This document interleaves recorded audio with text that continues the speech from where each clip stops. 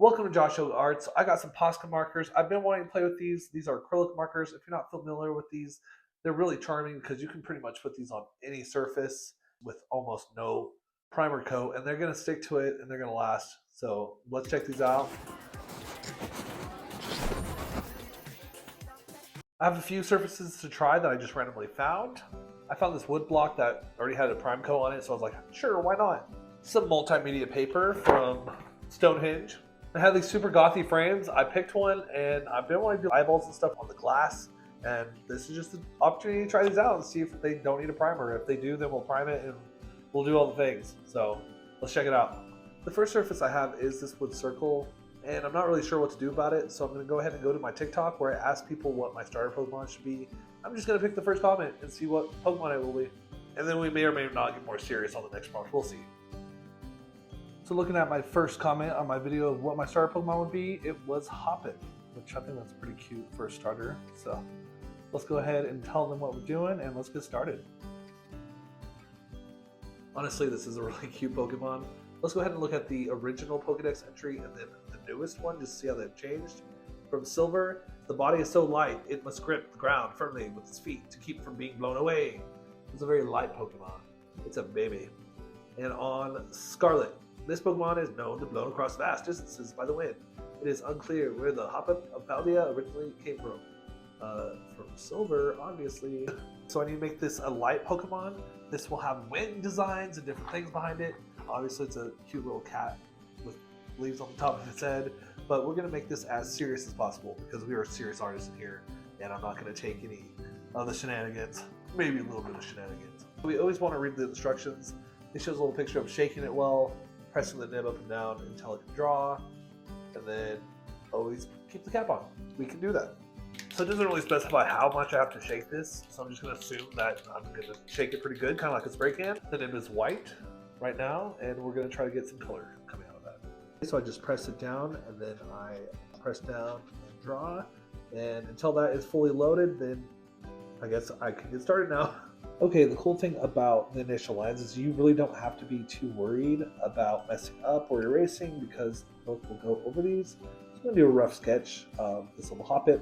Try to get it as like it as I can with a little bit of character because we don't want just a regular little Hoppet. This guy's super happy because he's flying through the air. He's going to put his arms up. He's a happy little Hoppet.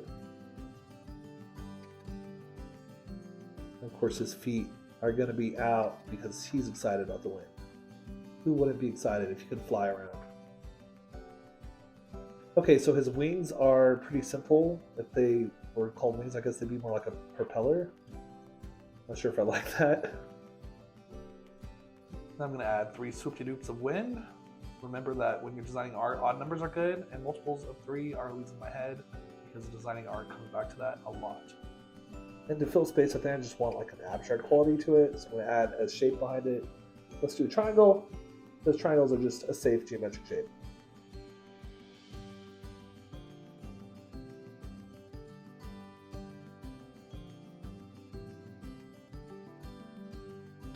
Okay, so this art pen is loaded, and my first thought is how wet this is coming onto my surface.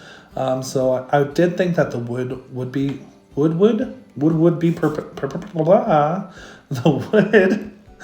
porous enough to absorb the color, but it's really just laying on top, and I'm gonna have to wait for this to dry quite a bit.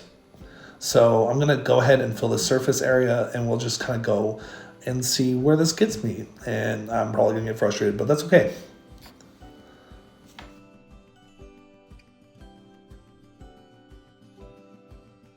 And knowing that, I still went in and tried to add the second color and thinking it just wouldn't mix together, and it totally did. So here's me being impatient. Okay, so this isn't a Posca marker. This is a one for all. This was a marker I found at Jerry's Artorama in Dallas. I just thought it was cool. I like this color, and I don't have a Posca marker for this color, so I'm going to use this for the leaves. And honestly, it's looking like it's going on just as smooth as the Posca marker, so I guess this would be another brand that you could buy, but it was about the same price, so I guess the quality would just be in the same price bracket, honestly.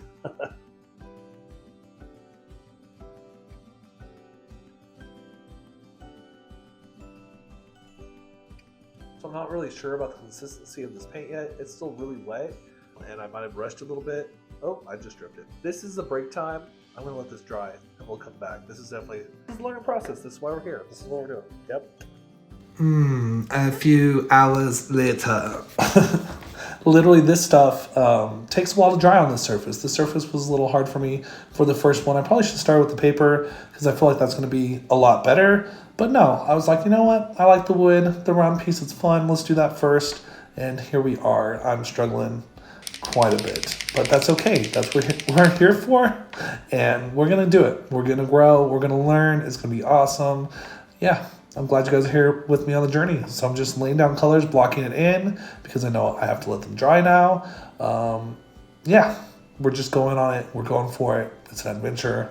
That's what we're here for. Yeah, I'm just going to stop talking. You guys have fun watching the art.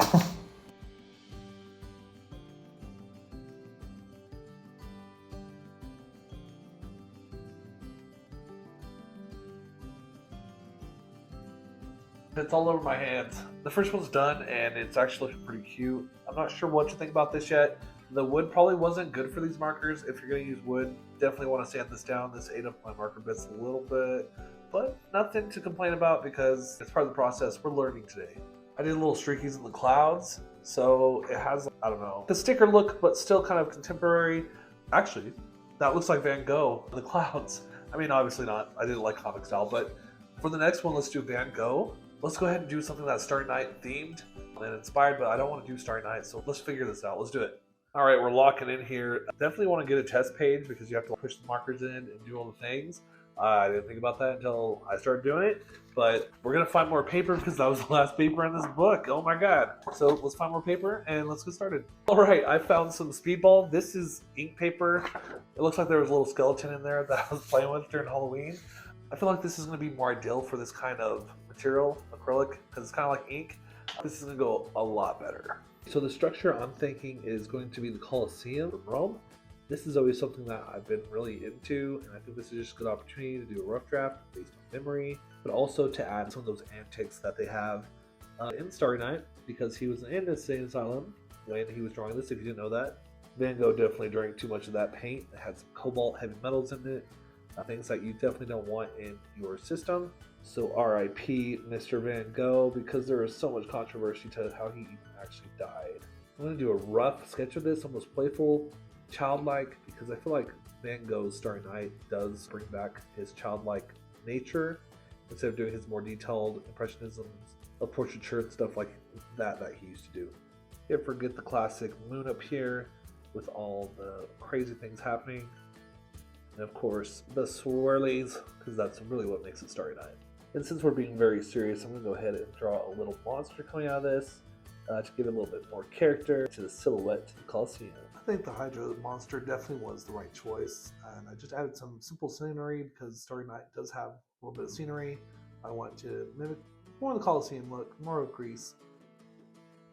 And going in with these, I went in a lot smarter because we know to block everything in now, not to get impatient. That gives me a lot of room to have dry time, but also as I laid it down, it sucked up into this paper and it was pretty dry pretty instantly.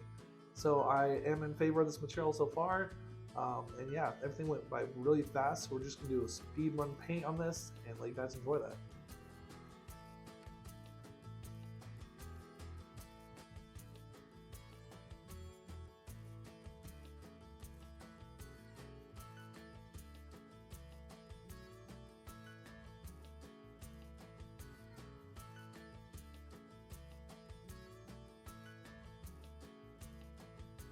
Okay, we do have our Starry Night.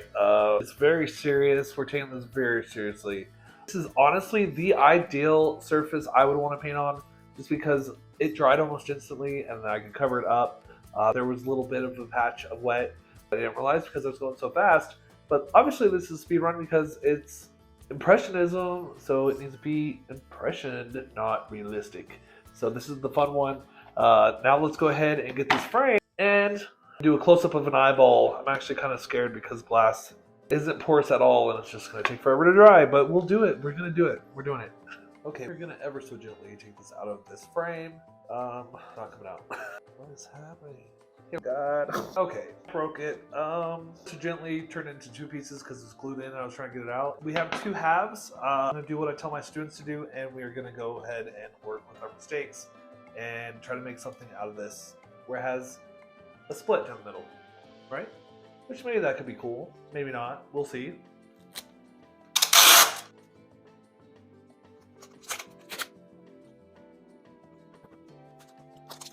One of the things I've been wanting to do on these glass frames are to add like a bunch of eyes and stuff inside of them, but I've had these literally forever. So what we're going to do is going to do an eye that's crying. So some things that I'm doing right now is filling it in with base colors. Remember, the iris of the eye isn't all white, so you want to start with your darkest color. That would be in the iris, which is usually an off-white. I use like a yellowy, brown, white color to kind of get that in. And then on the skin, I went ahead and did the lights after because it was very streaky and very hard to work with. I kind of used that to my advantage. I used my finger to finger paint a little bit of the skin tone. So that worked out really well. I did most of the base and then let it dry pretty much like 4 hours. And then I came in with these details I'm doing right now. And this is where I really added like the finer details where these markers really came in handy. They didn't really get anything off of the painting that I had previously unless I kept trying to go over it with paint, which is part of the learning experience. So here we are.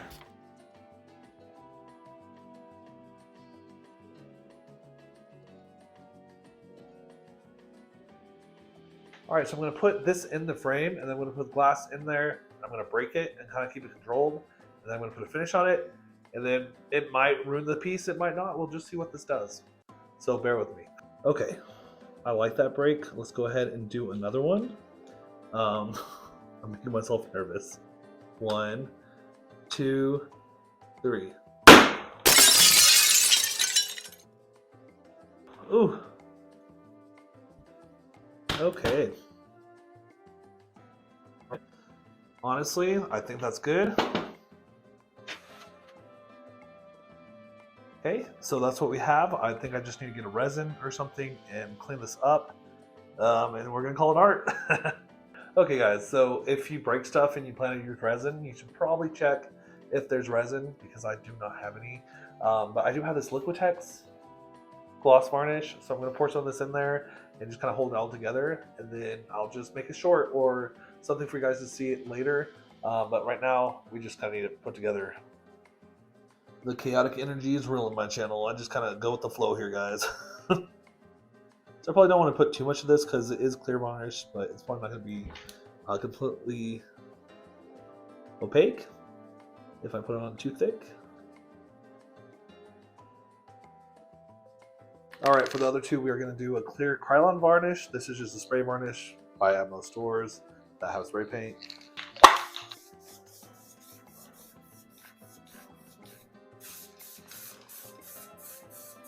All right, so it's been a day or two. It took a while to dry. It took a lot to dry. Well, it's time to show you exactly how these all turned out with an epic preview. With every epic preview, you need epic music, so cue music.